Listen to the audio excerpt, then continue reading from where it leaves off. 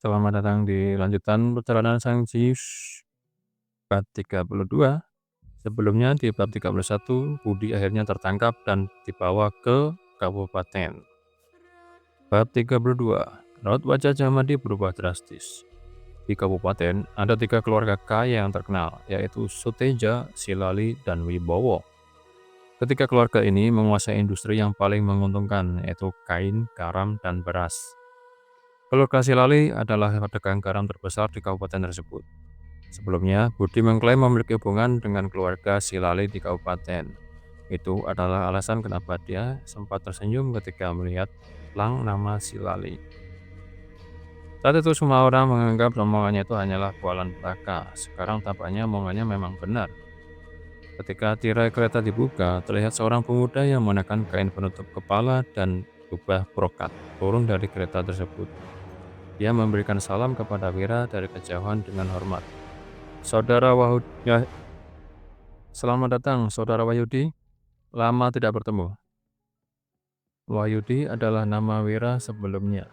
Wira membalasnya dengan ekspresi datar. Katakan saja langsung apa maumu. Mahendra Silali, pewaris keluarga Silali di kabupaten memiliki usia yang sama dengan Wira. Mereka ini lulus sebagai murid sekolah rendah pada saat yang sama. Tahun ini, Mahendra juga berhasil menjadi sarjana tingkat menengah. Dia adalah salah satu pemuda berbakat yang terkenal di kabupaten tersebut. Saat mereka masih belajar di kabupaten, Mahendra sangat sombong dan meremehkan Wira yang berasal dari desa. Wira menikahi Wulan pada masa lalu, namun dalam 3 tahun terakhir Wira tidak lagi melanjutkan pendidikannya. Oleh karena itu, keduanya tidak terlalu banyak kontak lagi. Namun keluarga Linardi dan keluarga Silali memiliki hubungan yang baik. Wulan dan Mahendra juga merupakan teman masa kecilnya. Selama 3 tahun pernikahan mereka, Mahendra telah beberapa kali mengisyaratkan agar Wira dan Wulan berpisah. Dan dia akan memberikan sejumlah uang sebagai kompensasi. Namun Wira tidak pernah setuju. Haha, Saudara Wahyudi benar-benar lugas. Kalau begitu, aku akan langsung berterus terang. Budi adalah paman sepupu jauh di keluarga Silali. Perbuatannya telah melampaui batas dan menyinggung Saudara Wahyudi. Jadi aku ingin mewakilkannya untuk meminta maaf. Aku berharap Saudara Wahyudi bisa memberikannya kesempatan. Dengan mempertimbangkan reputasi baik keluarga Silali akan sangat berterima kasih kepada Saudara Wahyudi. Kata Mahendra sambil menunjuk ke arah Budi. Pak, Budi mendengus sambil menatap Wira dengan bangga, seolah dia telah mendapatkan backup-an dari seseorang di kabupaten. Keluarga Silali adalah pedagang garam terbesar dan keluarga kaya terkuat di Kabupaten Uswal. Bahkan para pejabat kabupaten sekalipun harus menyegani mereka. Apakah seorang murid sekolah rendah sepertinya berani berurusan dengan keluarga Silali? Jamadi segera memberi isyarat kepada Wira dengan harapan agar Wira menyetujuinya. Keluarga Silali adalah pedagang garam terbesar di Kabupaten Uswal. Mereka tidak hanya kaya raya, tetapi juga memiliki kekuasaan yang besar dan pengaruh di pemerintahan. Di sepanjang jalan dari kota pusat pemerintah ke Kabupaten Uswal, banyak perampok gunung yang sangat meresahkan. Selama ini sudah banyak rombongan dagang yang dirampok, namun keluarga Silali tidak pernah mengalami masalah ini. Semua pejabat kabupaten, kepala distrik, atau petugas kabupaten yang baru menjabat pasti akan mengunjungi keluarga Silali karena mereka adalah keluarga yang paling penting. Bisa dibilang, tanpa dukungan dari keluarga Silali, para pejabat kabupaten akan mengalami kesulitan yang bertubi-tubi. Bagi keluarga Silali, menghancurkan seorang pejabat kecil sama mudahnya dengan membalikkan telapak tangan. Seandainya saja dari awal mereka mengetahui bahwa Budi memiliki hubungan darah dengan keluarga Silali, di kabupaten pasti tidak akan ada yang ingin terlibat dalam kasus ini. Wira memicingkan matanya sambil berkata dengan santai. Bagaimana kalau aku tidak menyuguhinya? Mahendra tersenyum ringan. Kalau begitu, kamu tinggal pergi ke pengadilan daerah saja. Aku bertaruh suratmu tidak akan sampai ke hadapan pemimpin kabupaten.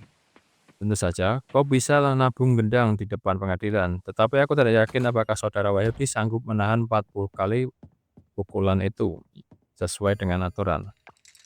Mendengar ancamannya, Wira memicingkan mata dan berkata lagi, Budi telah mencoba aku untuk menggadaikan Wulan, properti dan rumah tanahku. Selain itu, dia juga memaksaku menjual diri sebagai budak. Pasti kamu yang dibalik semua ini, bukan? Jangankan status Budi yang hanya merupakan paman sepupu, bahkan kalau Budi adalah paman kandungnya, keluarga Silali juga tidak mungkin akan mengutus Mahendra untuk menangani masalah ini secara langsung. Sebagai pewaris keluarga Silali dan seorang sarjana yang berprestasi, Mahendra masih harus bekerja sebagai pejabat di masa depan. Jadi sudah pasti dia tidak boleh terlibat dalam skandal apapun atau masalah yang rumit. Keluarga Silali tidak akan membela seorang pejabat kecil yang terlibat dengan perampokan. Satu-satunya kemungkinan adalah kedua orang ini berkomplot. Jadi Mahendra takut bahwa Budi akan membocorkan rahasianya ketika di penjara. Maka dari itu, Mahendra berusaha untuk menyelamatkan Budi. Satu-satunya orang yang mungkin mempengaruhi Mahendra adalah Wulan, yang merupakan teman masa kecilnya dan merupakan cintanya. Ceritanya ini adalah perebutan wanita. Budi terkejut melihat Wira, sejak kapan pesedang ini menjadi begitu hebat. Dia bahkan mampu membaca isi hati orang. Padahal Budi tidak pernah mengatakan apapun mengenai hal ini, namun Wira malah mampu menebak hampir keseluruhan kejadian ini hanya dengan melihat kemunculan Mahendra. Kamu jadi makin pintar ya sekarang.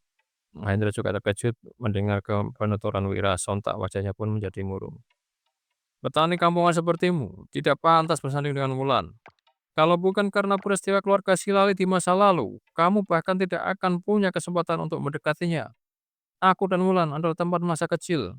Seharusnya dialah menjadi istriku. Aku akan memberimu satu kesempatan lagi. Ambil uangnya, lalu tinggalkan Wulan, atau kau akan menghadapi bencana yang lebih besar di masa depan. Ya, selesai di bab 32, akhirnya terungkap siapa dalang sebenarnya peristiwa-peristiwa yang menimpa Wira selama ini. Termasuk yang menyuruh Budi untuk melakukan semua tindakan-tindakannya. Rupanya adalah seorang sarjana dari kabupaten, anak orang kaya raya di sana bernama Mahendra, yang mempunyai ide untuk memisahkan si Wira dan Wulan. Tak heran kenapa Budi sempat tersenyum ketika mendengar nama si Lali, rupanya mereka punya hubungan keluarga. Lantas saja dia sangat bangga dengan itu. Lalu apa yang terjadi di kabupaten? Nantikan kisah selanjutnya di bab 33. Sampai jumpa.